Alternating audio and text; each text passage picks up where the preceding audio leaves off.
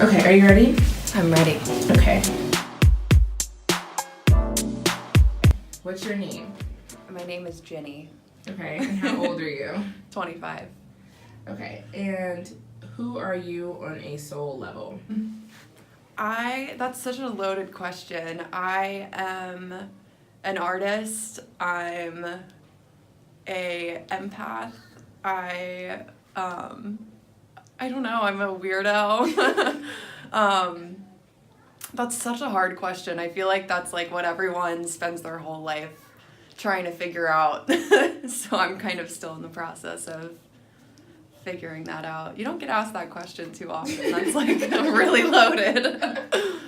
Okay, is there anything that's happening like currently in the world or that's happened in your life specifically that's kind of like molded you into the person that you are, like an artist, an empath?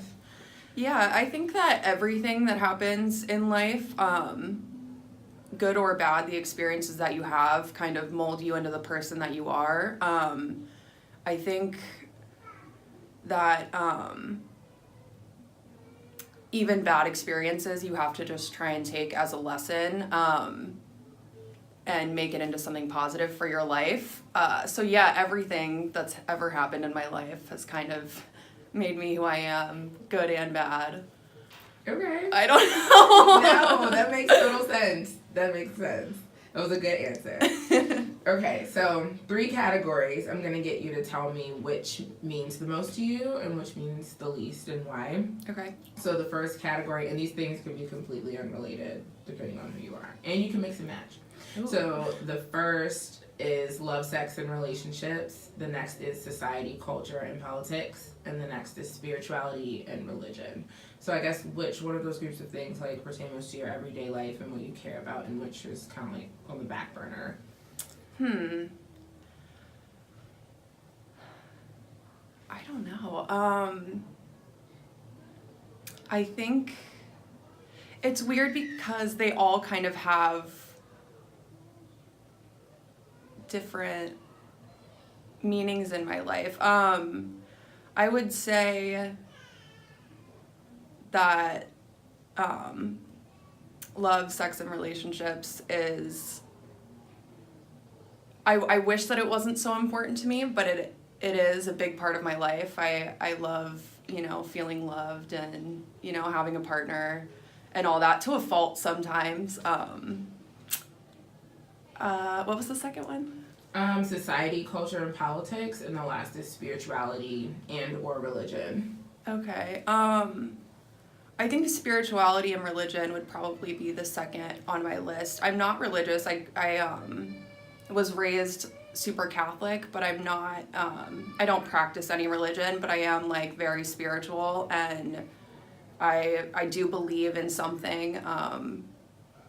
And then society, culture, and politics, they're all kind of equal. Like, they all mean a lot to my life. Obviously, like, with politics the way that they are, we, like, live in a super polarized world, which pins a lot of us against each other.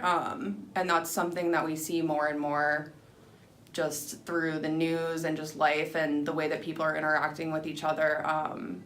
I think that it's really important to notice that and to find ways to connect with each other regardless of your beliefs or your views, because we are all people and we all have shit going on in our lives, and we all, struggle, and we're all human. So I think that it's really important to be able to kind of see from other people's perspectives. And I mean, some people are shitty people, and you don't have to agree with them, but life's short, and being hateful is just so like why, life's too short. Right. We're all people. We're all just trying to make it. Literally. Yeah. Okay. So I feel like you're the second artist I've had on. So this may be fun for you or terrifying, but I'm going to get you to draw. Ooh, love it. So as far as the colors go, I want you to pick colors that mean the most. Oh, sorry. Pick colors that represent your mood right now and that represent your life, or you as an individual. Cool. And then I just want you to tell everyone like why you picked the colors that you picked.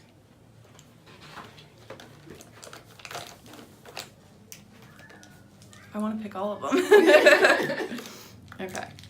I'll stick with these. Okay. So what colors did you pick? I picked purple, yellow, orangish, pink, and blue. I am a super colorful person. I wear a lot of black, but I love colorful things. All of my artwork is super colorful. My room is colorful. Everything I have is colorful. And if it's not, I'll paint it and make it colorful. I don't know. Colors just make me happy. I think that, you know, they make life prettier. Yeah. Okay. So draw whatever you want, and then at the end, I'm just going to get you to show the camera what you drew. Cool. So, in the meantime, what excites you more than anything? What excites me more than anything? Going on vacation this summer, just getting a break from everything. I don't know, seeing things that I've never seen before, traveling, exploring, hiking, that's exciting to me. Where's your favorite like vacation spot? Every year my family goes to a little town in Vermont, and we have a lake house that's been passed down through generations of my family, and that's my favorite. We get to just chill on the lake, no cell phone service. We go Is that hiking. not terrifying? No. Oh my god. I love it. I hated it when I was younger because like I wanted, you know, to be texting my friends and like on the internet all the time, but now that I'm older, I enjoy it so much. I'm like, no one can bother me. I don't have to check my emails for a week. Yeah. It is a little bit terrifying. And then when you do check everything, it's like, holy shit, like, I probably should have. Like, but, you know, it's nice to kind of disconnect for a little bit and reconnect with nature. I think that that's super important.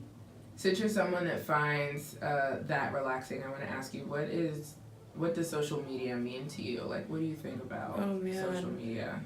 Well, I have, you know, Facebook and Instagram and Snapchat, but I'm also horrible at all of it. Like, I'm an artist, and I really struggle with, like, promoting all of that because I don't like being on my phone all the time, and I don't like, I don't know.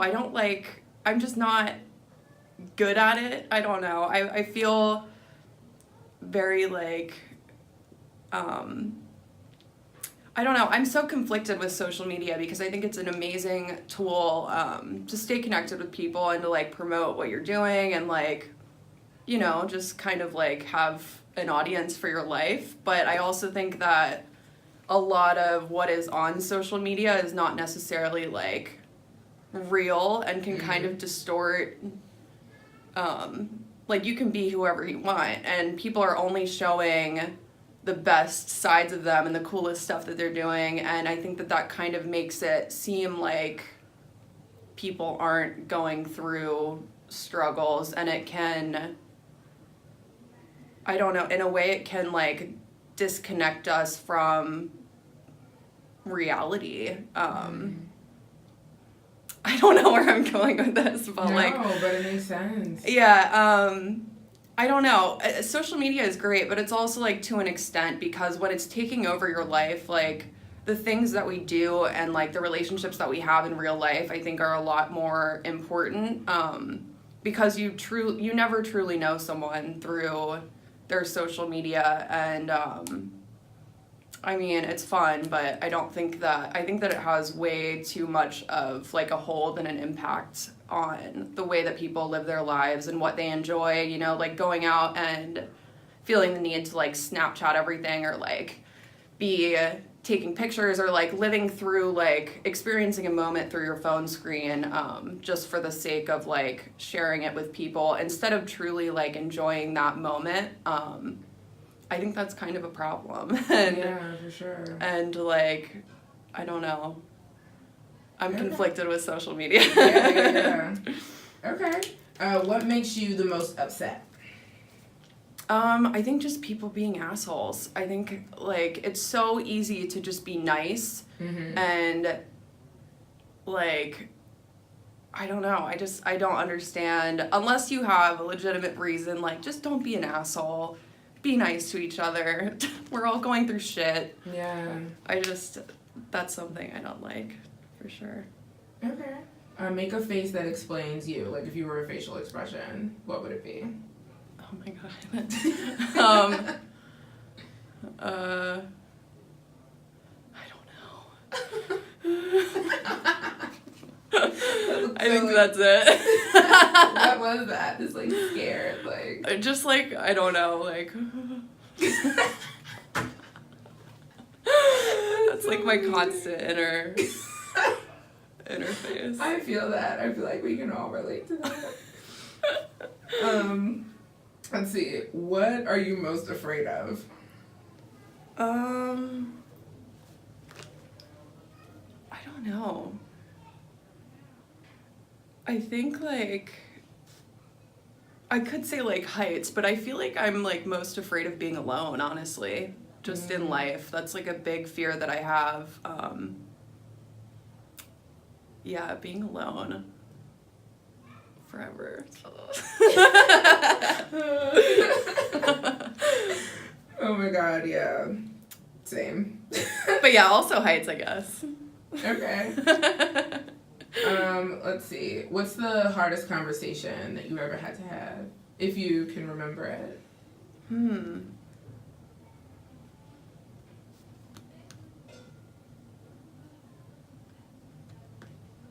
I don't know. That's really difficult. I don't know. Showing my mom my first tattoo, maybe. People can relate to that. Some parents are like, that is not happening. My parents were very not into like any sort of body modification, like piercings, tattoos, any of that stuff, and I just kind of started coming home with like a bunch of piercings and tattoos, and now they're cool with it, but that was difficult. I'm sure I've had more difficult conversations in life, but yeah, that's one that I feel comfortable sharing. For sure. Do you have any weird habits? I don't know. I feel like everything I do is weird, but I don't know. I tap my foot when listening to music a lot. I also like go like this sometimes, like out of like anxiety. I like play with my hands a lot. Yeah. I've seen tons of people do all of these things, so yeah. I feel like everyone kind of has those habits. Yeah. I know I can't. I don't have any like super weird habits. Yeah. Okay. Let's see. What's the nicest thing you've ever done for somebody? I try to just be a nice person in general. I don't know. That's so difficult. Like, I don't know, like, the nicest thing I've ever done for somebody. I will say the nicest thing that I've done for somebody that, like, actually, like, impacted me a lot. I was in New York City years ago, and I was with my friend, and we were just kind of, like, you know, exploring the city, whatever, and I noticed that, like, among all of the like lights and everything and like all these people that have all this money and like, you know, tourists and everything, people that are just like there enjoying like the chaos, in the middle of all of it there's a lot of people that are seriously struggling. There's like a huge homeless population, and a lot of these people have like mental or like cognitive problems or disabilities, and you know are stuck on the streets, and we're kind of just enjoying everything, and I had like some change in my pocket from something I had bought earlier. I was like, I'm gonna keep this change in my pocket so that I can give it to someone who like I think really needs it. And we see this guy like in the middle of everything, and it's bizarre because unless you're looking for it, like, you don't see it. It's so easy to overlook these people that are just, like, dying on the streets, essentially. Like, it's horrible to see. But this guy walks past us, and he, like, is totally disheveled, has no shoes on. It was, like, pretty cold, too, and he's just, like, a mess, clearly homeless and clearly, like, cognitively disabled. And I, like, gave him some change in my pocket, and then I, like, pulled out $1 to give him. And it's, like, you know, $1. Like, that's not something that's, like, you know, you don't realize, like, how much of an impact that can make on somebody. But when I pulled out that $1, I will never forget the look in his eyes. Like, he couldn't verbalize, but he just gave me this look like he hadn't seen $1 in his life. Like, it was the craziest thing I've ever seen, and it just, like, totally changed my perspective on that, on, like, how something so, you know, seemingly, like, unimportant, you know what I mean? Like $1 can totally, like, make someone's day. You know, just, like, a small act of kindness can really affect, like, someone in a very major way. Yeah. Wow. But wow. yeah, that was, like, a really intense experience for me. I, like, cried a little bit when he walked away. away. Did you cry? Like, yeah. I definitely feel like, oh my God. It just totally changed my life. I don't know. Yeah. That was crazy. Okay, let's see. Do you look up to anyone? Like, is there anyone that you idolize or? Yeah, totally. I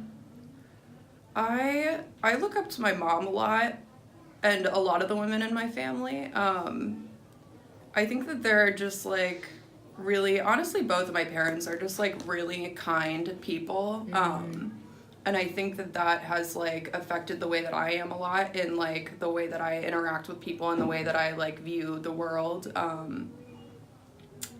Yeah, I look up to female politicians, too. I think that, like, it's really, and just, like, you know, women that are standing up for, you know, equality and standing up against, like, sexism and against, like, you know, this rape culture.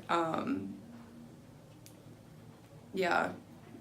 Sweet. Did you see that documentary on Netflix, Knock Down the House or Knocking Down the House? It's with all of the women that were running for Senate? Congress? Oh my God, I suck at politics. It's a lot. It's a lot to take in.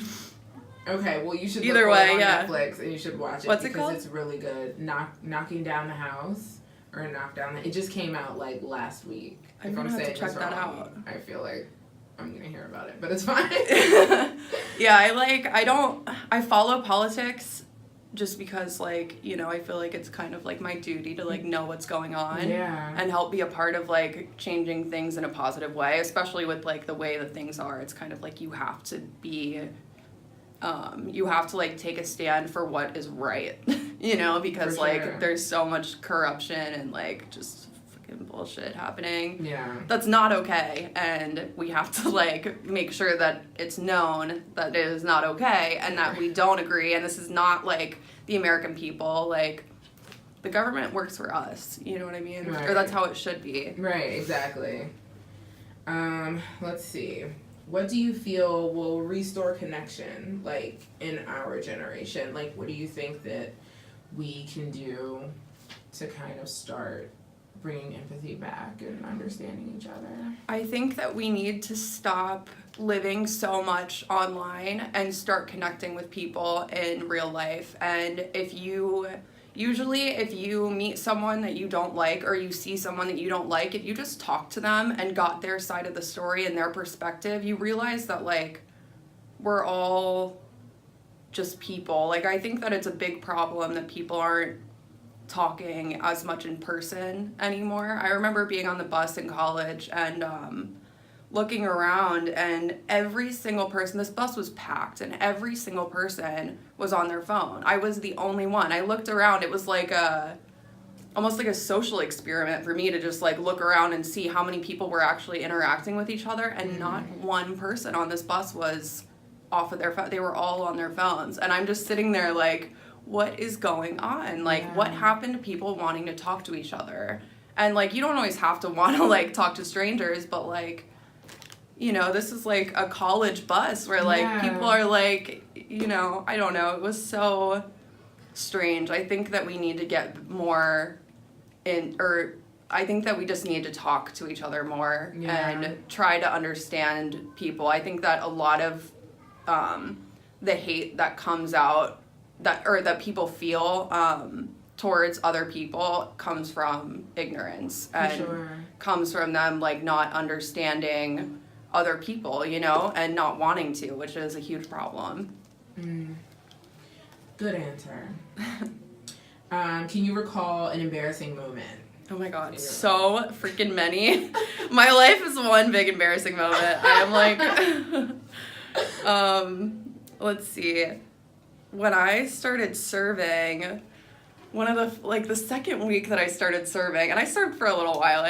I loved it eventually. But I remember carrying this tray. I had like my first bigger table. It was like a 12 top or something, and I carried one of the trays over, and I'm already kind of like, you know, in a little bit of panic mode because it's my first big table, and I like want to do a good job, and it's like kind of overwhelming because it's a lot of people. But I set the tray down and took a plate off to like hand it to somebody and knocked the tray with my butt, and like the entire tray shattered on the floor. Everything, like there was so much food on this tray that was just all over the floor, shattered. Like it was so embarrassing, and I just like froze and was like, I'll be right back. So I like ran to the kitchen and was like, oh my god, like this just happened. But my coworkers were really amazing, and like by the time I got back out there, it was all cleaned up. I was like, oh my god, like it was really, I worked with some really amazing people, but that's super awesome. Embarrassing. Yes, they actually tipped me really well too, because I think that they felt bad for me. They were like, this poor girl. So yeah, that was really embarrassing. Shout out to Chili's. You know who you are. At Chili's in college. That's amazing. Okay, let's see. I think the last question I have for you is, what do you have to say to the world? Like, if this was the last thing you could say, what would you say? Love yourself. Accept yourself. I think that a lot of us, including myself, like, rely on other people for validation and rely on other people to kind of tell us that like we're okay and that what we're doing is right, when like we need to just accept who we are, because you know we're stuck with ourselves for life, so you might as well learn to love yourself and accept yourself for who you are and not try and be anyone else, and be a good person, do what makes you happy. Life's short, you know, there's no point in living your life not loving yourself. Life is good, and you're awesome, and should love yourself. Aw, Jenny. Thank you so much for doing this. No problem. It means the world. Thanks for having me. I hope that I said some good things. You said all the things. It was great. You look great. You sound great. Thank Show me you. what you drew. I drew a little flower. A little mandala. Do you flower. love? Oh, it's a mandala. Yeah, I had like when I was in school, all of my notebooks were just filled with like these crazy doodles, because that's how I take notes, I guess. That's how I like concentrate. So yeah, it's just something I've always done. What inspires most of your art? Because I know a lot of your art is like abstract. Yeah. Yeah.